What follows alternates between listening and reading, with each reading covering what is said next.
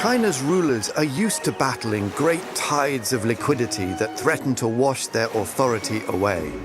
So much so that the country's earliest political stars were those who managed to tame the floods unleashed by the fearsome Yellow River.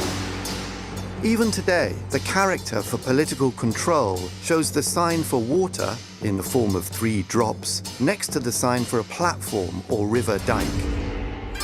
Now, though, China is facing a different sort of liquidity challenge.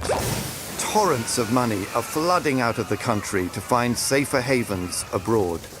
Some of this money is in flight from an anti-corruption crackdown, but most of it comes from investors trying to get more bang for their buck overseas than they would inside China. Goldman Sachs estimates that in a single year, people or companies took or smuggled out of the country as much as 1.1 trillion US dollars. That is quite a chunk of cash. To put it into context, $1.1 trillion would buy a fairly reasonable car for about 100 million Chinese families, or pay all of the yearly wages for about 122 million Chinese factory workers, or buy you about half of everything that China exported to the world last year. An awful lot of stuff. For a developing country like China, therefore, hemorrhaging that amount of money is really painful. This outward gush also depresses the value of the Chinese currency, the renminbi, against the mighty US dollar. And this has aroused the ire of none other than Donald Trump, who has threatened to brand China a currency manipulator and impose stiff tariffs on Chinese exports to America. I like China. So what is Beijing doing about it? Interestingly, its reaction seems to draw more from the flood control techniques of 5,000 years ago than it does from modern economic theory. First up, they're plugging the holes in the dike through which Chinese money is flowing abroad. The government is scrutinizing and in some cases blocking any overseas investment by a company worth more than $5 million.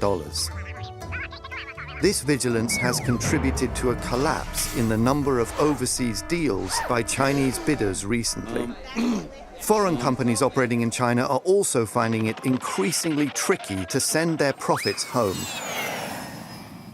The second strategy in liquidity management is to divert the flow. This is an enduring ploy. Even in modern times, when a river looks like it's going to burst its banks and engulf a big city, the authorities will intentionally breach the dikes in a more rural area upstream, so that that area gets flooded instead. The monetary equivalent of this has been playing out in the country's short-term money markets. Authorities have intervened to raise domestic interest rates, thereby enticing more investors to keep their money inside China. Of course, there is collateral damage, just as there is when a rural area gets inundated through an intentional breach of a river's bank. In this case, the losers are those Chinese companies that finance themselves by issuing debt in the money markets. They are having to pay more, and some are heading towards default.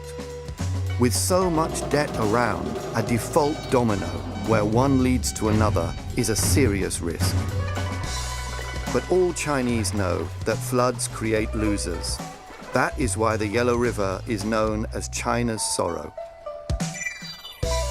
Beijing's calculation is that it needs to inflict some pain to ease the torrent of capital outflows that threaten to sink the renminbi and exacerbate tensions with Donald Trump.